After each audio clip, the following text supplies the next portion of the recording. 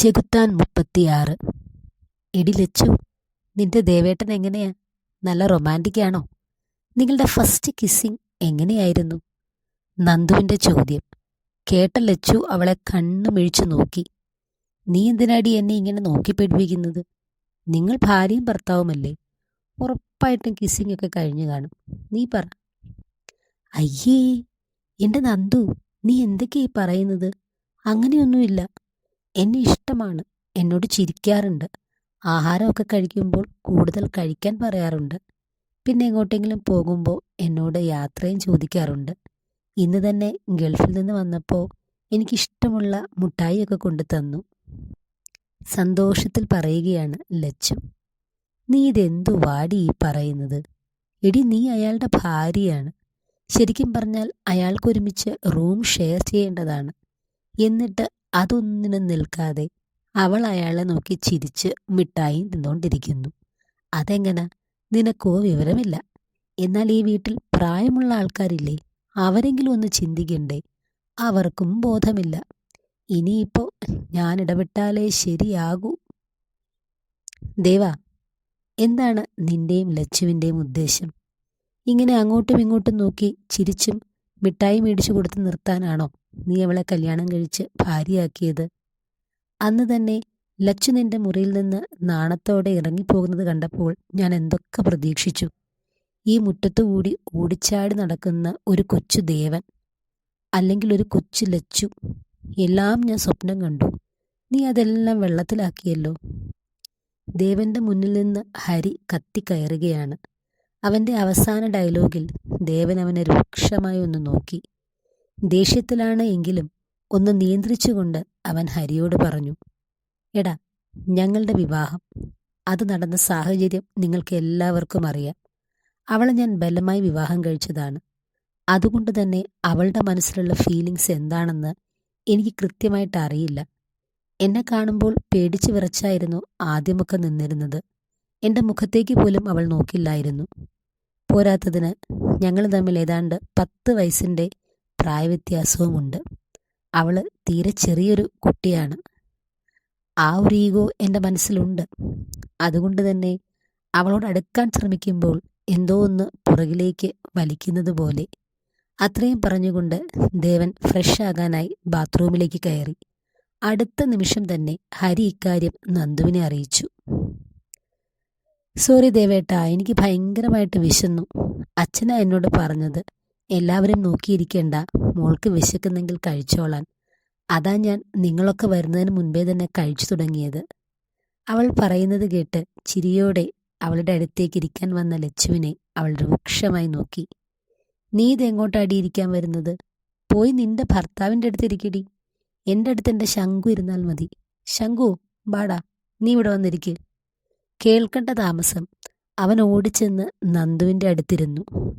പിണക്കത്തോടെ ചുണ്ടൊന്ന് കൂർപ്പിച്ച് നന്ദുവിനെ നോക്കി ലച്ചു ദേവന്റെ അടുത്തേക്ക് ചെന്നിരുന്നു. വിമല എല്ലാവർക്കും ആഹാരം വിളമ്പിയപ്പോഴേക്കും നന്ദു കഴിച്ച് എഴുന്നേറ്റിരുന്നു. അവൾ വേഗം പാത്രമെടുത്ത് അടുക്കളയിലേക്ക് പോയി കഴുകി വെച്ച് വീണ്ടും ശങ്കുവിൻ്റെ അടുത്തായിരുന്നു. എടി നന്ദു, നീ എങ്ങനെയാടി ശങ്കുവിനെ പരിചയപ്പെട്ടത്? ഹരിയുടെ ചോദ്യം. ഹരിയേട്ടൻ എന്താണ് ഉദ്ദേശിക്കുന്നത്? ഞങ്ങളുടെ ലവ് സ്റ്റോറിയാണോ? എങ്കിൽ കേട്ടോ, ഇങ്ങേരെ വലിയ ഫുട്ബോൾ പ്ലെയറാണ് എന്നൊക്കെയാണല്ലേ പറയുന്നത്. ഒരു ദിവസം ഇങ്ങേര് കളിക്കുന്ന ഗ്രൗണ്ടിൻ്റെ അടുത്തുകൂടെ ഞാൻ പോയി. ഇവന് കളിക്കാനൊന്നും അറിയത്തില്ല. ഇവൻ ബോൾ തട്ടിയിട്ടത് എൻ്റെ തലമണ്ടയ്ക്ക്. എൻ്റെ ബോധം പോയി. എല്ലാവരും കൂടെ എൻ്റെ അടുത്ത് വന്ന് മുഖത്ത് വെള്ളമൊക്കെ തളിച്ചു. എനിക്ക് ബോധം വന്നപ്പോൾ ഇങ്ങേര് എൻ്റെ അടുത്തിരുന്ന് എനിക്ക് കുടിക്കാനായി ഒരു ഗ്ലാസ് സർവത്തെടുത്ത് തന്നു. എൻ്റെ ചേട്ടാ, അപാരം! അത് ഒരു ഗ്ലാസ് മുഴുവനും ഞാൻ കുടിച്ചു. ഇവനോട് ഒരു ഗ്ലാസ് കൂടി മേടിച്ചു തരാൻ പറഞ്ഞു. ഇവൻ എനിക്ക് മേടിച്ചു തന്നു. പിറ്റേ ദിവസം സർവത്ത് കുടിക്കാൻ ഞാൻ വീണ്ടും അവിടെ പോയി. അപ്പോഴാണ് എനിക്ക് മനസ്സിലായത് ആ കടയിൽ സർവത്ത് മാത്രമല്ല വേറെയും ഒരുപാട് ഐറ്റംസ് ഉണ്ടെന്ന്. പിന്നെ എന്നും അത് ഓരോന്ന് കഴിക്കാനായി കടയിൽ ചെന്നു. എൻ്റെ തലമണ്ടയ്ക്ക് അടിച്ച് ബോധം പോയ കഥ പറഞ്ഞ് ഇവനെക്കൊണ്ട് തന്നെ എല്ലാ ദിവസവും ഓരോന്ന് ഞാൻ മേടിപ്പിച്ചു. അങ്ങനെ ആ കടയിലെ സർവത്തും അവിടെയുള്ള പഴംപൊരിയും വടയും ബോണ്ടയും ഞങ്ങളെ ഒന്നിപ്പിച്ചു. അവസാന ഡയലോഗ് ചെറുതായിട്ട് ഒരു നാണവും കലർത്തി നന്ദു. വളരെ നാണത്തോടെയുള്ള ലവ് സ്റ്റോറി നന്ദു പറഞ്ഞ് അവസാനിപ്പിച്ചതും അവിടെ ഒരു കൂട്ടച്ചിരിയായിരുന്നു. ദേവൻ പോലും ചിരിച്ചുപോയി. എൻ്റെ നന്ദു, ഇതൊരപാര ലവ് സ്റ്റോറി ആയിപ്പോയി. ഇങ്ങനെ ഒരു ലവ് സ്റ്റോറി അത് നിനക്കും നിന്റെ ശംഖുവിനും മാത്രമായിരിക്കും. ഇഞ്ചി കടിച്ച കുരങ്ങനെ പോലെ ഇരിക്കുന്ന ശംഖുവിൻ്റെ മുഖത്ത് നോക്കി ഹരി കളിയാക്കി.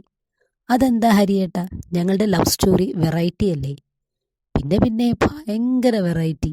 ഈ ഭൂലോകത്തിൽ നിനക്കും ഇവനും മാത്രമേ കാണൂ ഇങ്ങനത്തെ ഒരു ലവ് സ്റ്റോറി. അങ്ങനെയാണെങ്കിൽ ഇതിലും വെറൈറ്റി ആയിട്ടുള്ള ലവ് സ്റ്റോറി ഉണ്ട്. ഈ ലച്ചുവിൻ്റെയും ദേവേട്ടൻ്റെയും ലവ് സ്റ്റോറി. അതാണ് ഹരിയേട്ടാ ശരിക്കുള്ള ലവ് സ്റ്റോറി. ആത്മാർത്ഥ പ്രണയം. ഞെട്ടി, എല്ലാവരും ഞെട്ടി. എന്താ എല്ലാവരും എന്നെ ഇങ്ങനെ നോക്കുന്നത്? ഇവരുടെ ലവ് സ്റ്റോറി എന്ന് പറഞ്ഞപ്പോൾ ആർക്കും വിശ്വാസമായില്ലേ? അങ്ങനെയൊന്നുണ്ട്. ഇനി നിങ്ങൾക്ക് കേൾക്കണ്ടെങ്കിൽ ഞാൻ പറയുന്നില്ല. കേൾക്കണ്ടെന്നോ? എൻ്റെ പൊന്നു നന്ദൂട്ടി, ഞങ്ങൾക്കത് മാത്രം കേട്ടാൽ മതി. നീ പറ, ഹരി ആവേശത്തോടെ പറഞ്ഞു. ദേവനും ഒരാകാംക്ഷ തോന്നി. എന്തായിരിക്കും നന്ദു പറയാൻ പോകുന്നത്? അവൻ പതിയെ ലച്ചുവിൻ്റെ മുഖത്തേക്ക് നോക്കി. അവിടെ ആകെ ഒരു വെപ്രാളമാണ്. നന്ദുവിന് എന്തൊക്കെയോ പറയാനുണ്ടെന്ന് ദേവന് മനസ്സിലായി. ലച്ചു പാത്രവും കയ്യിലെടുത്ത് പതിയെ എഴുന്നേൽക്കാൻ തുടങ്ങിയതും ഒരു കൈ അവളെ തടഞ്ഞുകൊണ്ട് മുന്നിലേക്ക് വന്നു. അവൾ ദയനീയമായി നോക്കിയെങ്കിലും അവൻ അവളെ എഴുന്നേൽക്കാൻ സമ്മതിച്ചില്ല. അവൾ തലയും കുമ്പിട്ട് അവിടെ ഇരുന്നു. ഇവൻ എന്നോട് എപ്പോഴും ദേവേട്ടനെക്കുറിച്ച് പറയാറുണ്ടായിരുന്നു. ഏട്ടൻ്റെ സ്വഭാവത്തെപ്പറ്റി, ഏട്ടൻ്റെ ദേഷ്യത്തെപ്പറ്റി. അതുപോലെ ഞാനും ഇവനോട് എൻ്റെ ലച്ചുവിനെപ്പറ്റി പറയാറുണ്ട്. അവളുടെ പതിഞ്ഞ സ്വഭാവം, പാവത്തരം. അങ്ങനെ കുറേ കഴിഞ്ഞപ്പോൾ ഞങ്ങൾക്ക് തന്നെ തോന്നി ദേവേട്ടന് ചേരുന്ന പെണ്ണ് എൻ്റെ ലച്ചുവാണെന്ന്. പക്ഷേ അതൊരിക്കലും നടക്കാൻ സാധ്യതയില്ലാത്ത ഒന്നാണ്. കാരണം അപ്പോൾ തന്നെ ഏതാണ്ട് 27 വയസ്സോളം ദേവേട്ടന് പ്രായമുണ്ട്. എൻ്റെ ലച്ചുവിനാകട്ടെ 17. മാത്രമല്ല, രാമച്ചന് അവളെ ഒരുപാട് പഠിപ്പിച്ച് ഉയർന്ന നിലയിൽ എത്തിക്കണമെന്നാണ്. ഒരു 25 വയസ്സെങ്കിലും കഴിയാതെ അവളുടെ വിവാഹം നടക്കില്ല. അത്രയും നാൾ എന്തായാലും ദേവേട്ടന് കാത്തിരിക്കാനും പറ്റില്ല.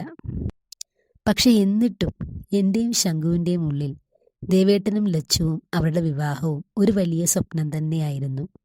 ഇവളിൽ നിന്ന് ഞാൻ ഒന്നും മറക്കാറില്ല. അതുകൊണ്ട് തന്നെ ദേവേട്ടൻ്റെ കാര്യവും ഇവളോട് ഞാൻ പറഞ്ഞിരുന്നു.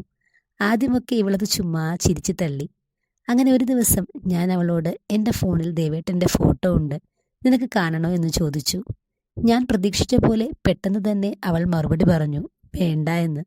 പക്ഷെ പിന്നെയും ഞാൻ അവളോട് എന്നും ദേവേട്ടനെപ്പറ്റി പറയുമായിരുന്നു. അങ്ങനെ ഒരു ദിവസം തികച്ചും യാദൃശ്ചികമായി അവൾ എന്നോട് ഫോട്ടോ കാണണമെന്ന് പറഞ്ഞു. ഒത്തിരി സന്തോഷത്തോടെയാണ് ഞാൻ അവൾക്ക് ഫോട്ടോ കാണിച്ചു കൊടുത്തത്. ഇഷ്ടപ്പെട്ടു എന്ന് ചോദിക്കുകയും ചെയ്തു. അന്നിവളെന്നോട് എന്താണ് പറഞ്ഞത് ദേവേട്ടനറിയാമോ? ദേവന്റെ മുഖത്തേക്ക് നോക്കി നന്ദു. അവൻ്റെ കണ്ണുകളിലെ തിളക്കം കണ്ടതും ഒരു പുഞ്ചിരിയോടെ നന്ദു തുടർന്നു. ഈ ചേട്ടനെ കണ്ട ആർക്കാ ഇഷ്ടപ്പെടാത്തത്? പക്ഷെ ഒരു കാര്യം ഉറപ്പാണ്, എന്നെപ്പോലെ ഒരു പെണ്ണിനെ എന്തായാലും ഈ ചേട്ടൻ ഇഷ്ടപ്പെടില്ലെന്ന്. പെട്ടെന്ന് തന്നെ ദേവൻ ലച്ചുവിനെ നോക്കി. ആകെ ചമ്മി മുഖം കുനിച്ചിരിക്കുകയാണ് ആള്. അത് കണ്ടപ്പോൾ അവൻ്റെ മുഖത്ത് മനോഹരമായൊരു പുഞ്ചിരി വിരിഞ്ഞു. പിന്നീട് ഞാൻ എപ്പോഴും ദേവേട്ടൻ്റെ പേരും പറഞ്ഞ് ഇവളെ കളിയാക്കുമായിരുന്നു. ഞാനും ലച്ചുവും ഒരേ വീട്ടിലെ മരുമക്കളായി വരുന്നത് സ്വപ്നം കാണാറുണ്ടായിരുന്നു. പക്ഷെ അപ്പോഴും ഇവരുടെ വിവാഹം നടക്കാൻ 1% പോലും സാധ്യതയില്ല എന്നറിയാമായിരുന്നു. ഞാൻ എല്ലാവരോടും ഒരുപാട് തമാശകൾ പറഞ്ഞിട്ടുണ്ട്.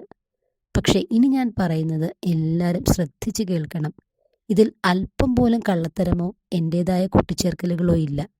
വളരെ ഗൗരവത്തോടെ നന്ദു തുടർന്നു. ഞങ്ങളുടെ സ്കൂളിനടുത്ത് ഒരു മാരിയമ്മൻ കോവിലുണ്ട്. കഴിഞ്ഞ ഓണത്തിനടുപ്പിച്ച് ഞാനും ഇവളും ഒരിക്കൽ അമ്പലത്തിലേക്ക് പോയി. അമ്പലത്തിലേക്ക് കയറുന്ന നടയിൽ ശരിക്കും ദേവീ ചൈതന്യമുള്ള ഒരു വൃദ്ധ ഉണ്ടായിരുന്നു. ലച്ചുവിനെ കണ്ടതും അവർ അവളെ ചേർത്ത് പിടിച്ചു പറഞ്ഞു, കഴുത്തിൽ താലി വീഴാനുള്ള സമയം അടുത്തിരിക്കുന്നു. ഒരു ദേവൻ തന്നെ നിന്റെ കഴുത്തിൽ താലി ചാർത്തും. ചുറ്റുമുള്ള അസുരഗണങ്ങളിൽ നിന്ന് അവൻ നിന്നെ സംരക്ഷിക്കും. നിന്റെ എല്ലാ സങ്കടങ്ങളിലും താങ്ങും തണലുമായി നിന്റെയൊപ്പം അവൻ എന്നും ഉണ്ടാകും. ദീർഘസുമംഗലീഭവ. സത്യം പറഞ്ഞാൽ ഞങ്ങൾ ഞെട്ടിപ്പോയി. കാരണം ലച്ചുവിൻ്റെ വിവാഹം കഴിഞ്ഞിട്ടില്ല.